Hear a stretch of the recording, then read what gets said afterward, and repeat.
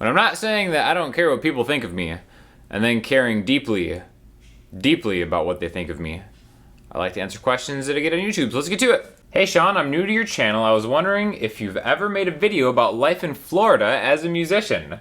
Like Sarasota, rather be in LA or Nashville, just curious. I always enjoy those kind of videos and learning about where people live. So I guess let's use this as an opportunity to talk about potentially making money as a musician and what you kind of need to do.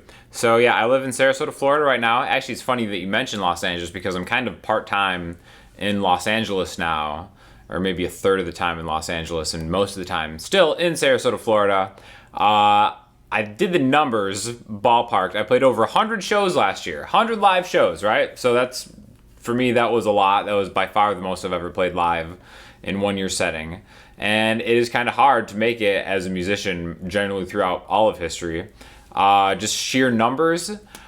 Again, I'm not an excellent record keeper as far as like keeping track of like tips and how much I got paid for everything, some of the cash jobs and stuff, but like I would say 100 shows ended up yielding between $12,000 and $15,000. All right, so like that was definitely an important part of my income, but I think anybody would be kind of hard pressed to live a professional lifestyle career on that kind of money. The caveat being that every show I did, with very few exceptions, I split everything 50-50 with at least another person. It was in a duo, right? So there were a couple different lineups, like, you know, I played a lot with Kindred, Cindy, Andrea, Pasha, and yeah, ended up being about 100 shows. That's about the type of money that you could expect from playing in a town like Sarasota. Now, Sarasota is interesting because it is kind of a tourist town. It's a beachy town. So the gigs are a little bit different than maybe they would be in another city. And as just for that goes, I would actually kind of prefer to do that kind of gigging than somewhere in Nashville or Los Angeles. Now, I think that the show that we put on, and again, you know, me and Kindred played other places too, but it could travel pretty much anywhere, but this is primarily like a covers town, I suppose. And really, if you're thinking about being like a professional musician, that is kind of like, I guess, the most accessible way to get into it. If you know a lot of songs and you can play a lot of covers and you can play like restaurants and venues and stuff. I definitely could have made more money if that was my primary focus in the gigging community. Again, like I said, so, you know, I could do solo gigs if I wanted to. If you follow the channel at all, you know that I never post covers of myself singing. Usually that's just kind of like to show some shine from the performers that I play with, cover-wise. Most of the time that I'm singing on my channel is almost always all my original music, which again, I'll play some original music live. I'll do some covers live and stuff too, but I just think, for whatever reason in my mind, it doesn't count as being a cover musician if I'm doing it with somebody else, which is probably pure justification that is not grounded in any kind of reality, but that's just really how I see it, right? So that's about how much money that'll make playing that many shows. I think that number is kind of standard, again, across a few different places of where you might live. The funny thing about LA and Nashville is there's so many more people trying to do it that it's more competitive, and most of the gigs actually play less. You can probably make more money playing in a city that is not Los Angeles or Nashville.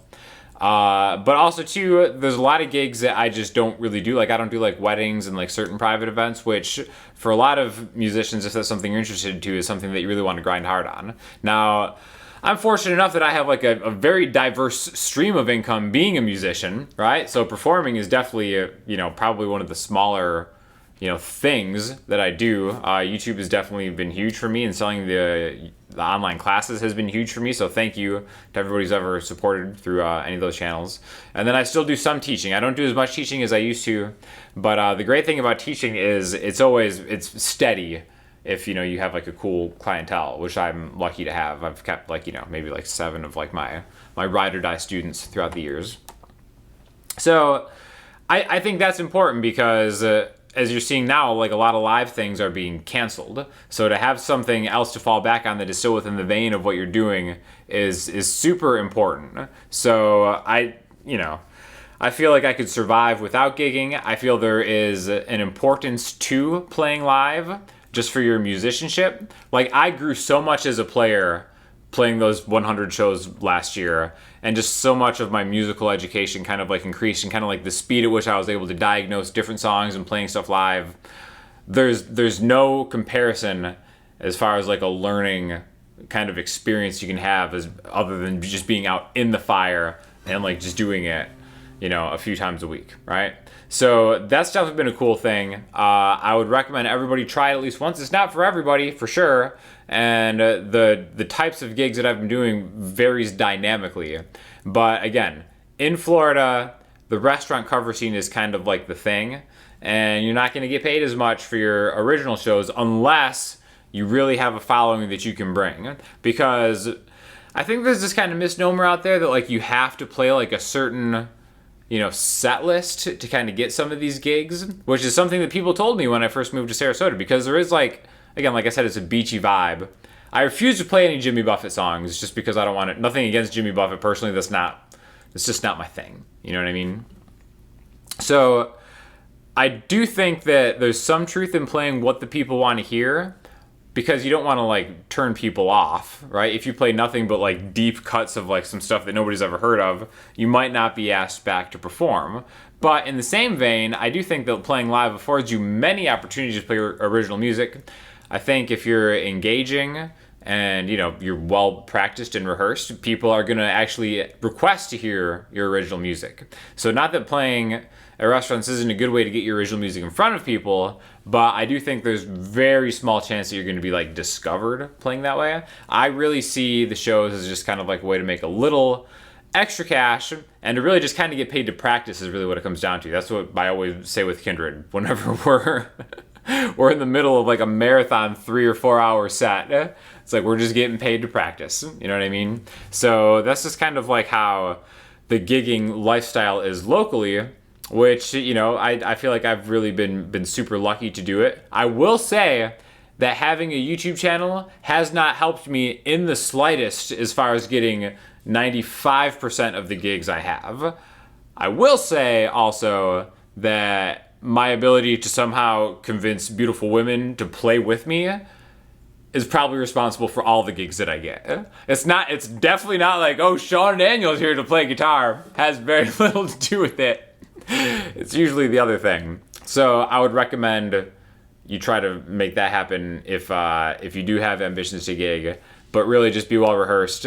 And I think the 3-4 hour set list seems daunting, but it's just like anything else, guys. If you practice it and you do it, that stuff comes and it becomes a lot more natural. So, I feel like I definitely had a lot of gigs under my belt. That's kind of what the money is for this specific area. Maybe if it's wildly different in other areas, please let me know, because I'm always interested in what you guys have to say. And that's the reality of it. Thank you for the update. Many people told Scare Tactics is a fake show, but it wasn't fake. You're a real victim. So this is on the video that was like a story time that I did about the time that I was on Scare Tactics, which I'll link you below if you haven't seen that, because that's actually kind of funny. But I've never actually heard someone so excited to say that you're a real victim before in the YouTube comments. So I guess that's cool. You're a real victim. Damn, I'm too late for the $15 Fingerstyle course. Anyway, I can still get a promo code. Absolutely, I'll make another promotional code that's good for 5 days only for a $15 immersive, comprehensive Fingerstyle guitar course taught by me and another great instructor. So check that out. Expires in 5 days, and you won't have to have the shame of asking me for another one, because I only get a limited amount of coupons that I can make. It's not up to me, it's up to the website. Boring, the ad, ADD, so boring, get to the point, ads, ADDs suck. I don't know if this was an ad, it seems salty because it's in all caps, and it starts with boring. I don't know if ADD is boring. I think the only good thing about ADD is that it's not boring, right? It's never boring. So maybe he's talking about an ad, like an advertisement spelled wrong. As most salty comments are, this one is just kind of confusing on a few different levels, but I read it in my mind as screaming because it was all caps. Can Guitar Center fire you for not being clean shaven? That seems like you're getting fired for a dress code violation for a dress code that barely exists. Yeah, this is on an old QA. When someone asked why I got fired for Guitar Center, I didn't really get fired from Guitar Center. Long story short, new manager came in, And he's like, hey, Sean, you're going to have to be clean shaven. And I haven't been like razor clean shaven in like 15 years or something like that. Because it doesn't make a lot of sense. I'd always cut myself. I was never good at it. So I just stopped, and I've been living the scruff life ever since. So this new manager came in, said I had to be clean shaven. I was like, it's not really my thing. And he's like, well, I guess this isn't your job then. And I'm like, that's totally fine. I'll quit Guitar Center being the most qualified person in every department because you want me to be clean shaven. Meanwhile, the guy in Pro Audio has a tattoo on his face of like a bat holding a sword, stabbing like a naked woman. But yeah, that was a dress code violation that I was technically, I don't know if I was technically fired or if I quit, but that was the end of my Guitar Center days. But I always have a special place in my heart for GC because I had a lot of really cool friends, co-employees, and other bosses before that one. So shout out to my GC squad. I bought some jazz picks. They don't work. They don't work? What are they making you too much money? Does anyone know what percentage of your solo gig should be memorized? Like, should I have music in front of me for the entire show? Memorizing lyrics is probably my least favorite part about performing, so does anyone have any suggestions or tips on what you do? Kind of talking about playing live before. I don't think there's any shame in having like an iPad or something on the stand that kind of like helps you as a cheat sheet. But you want to have as much memorized as you can. And a lot of that is because really a lot of the show is interacting with the audience. And I've been to a lot of shows, and specifically just kind of like small open mic things where maybe someone isn't quite ready to play a song yet, so they need to be on the sheet most of the time, and the whole time they're playing something and they're looking down at like a sheet or a phone or something, and there's no audience engagement. So a lot of people say it's kind of like unprofessional. I think that if you're playing like a marathon gig, there's a certain allowance for being able to use a cheat sheet. Like sometimes, like especially if we're taking requests, like obviously I'll look at a song. I'm not like an ultimate guy where I can just like hear something and just play it out of the ether. But I can usually look at a chord sheet, and as long as I've heard the song before, just be able to like take a quick glance at it and then do it. Other than that, I just have like a notes section that has all the songs that I pretty much know, and just glancing at my note will help me remember it. But I feel like I could definitely play like a 3-hour show. I can play our show without looking or having like an iPad at this point anyways. And I'll also say that I even know the lyrics to the songs that I don't sing just because I've been around them so much. So yeah, like I said, it's daunting to think that you have to know all this stuff, but you just got to do it. You know what I mean? It does kind of look unprofessional if you're always on an iPad or a phone, or you have like a notebook in front of you if it's a gig that you're getting paid for. But allowances will be made. So I'm not saying you can't have one. Like I still bring a music stand to most of my gigs just in case I need to like look something up. More so for requests than anything else. And you know, as long as you use it sparingly and you can still interact with the audience, I think people don't really care for the most part. But if you're glued to it, I personally do think that is kind of unprofessional, just because engaging with the audience is the best way to get more tips and the best way to make what you're trying to convey musically more engaging in general. So get off the sheet as soon as you can. Once you make yourself get off a cheat sheet, you'll be surprised at how quickly you actually know what you think you may not know. So, you know, just take the training wheels off and just do it. For listening homework this week, I'm going to throw you to Haley Heynderickx, awesome song called The Bug Collector. I've been jamming that. I really just kind of discovered her album somewhat late. So go show her some love because awesome, cool singer-songwriter vibes. If you have any questions or comments, hit me up in the comment section, Instagram, Twitter, or the website, and make sure to grab one of those masterclasses so I don't have to whore myself out all over Sarasota, Florida, playing the worst playing gigs I can get my hands on. Thanks a lot.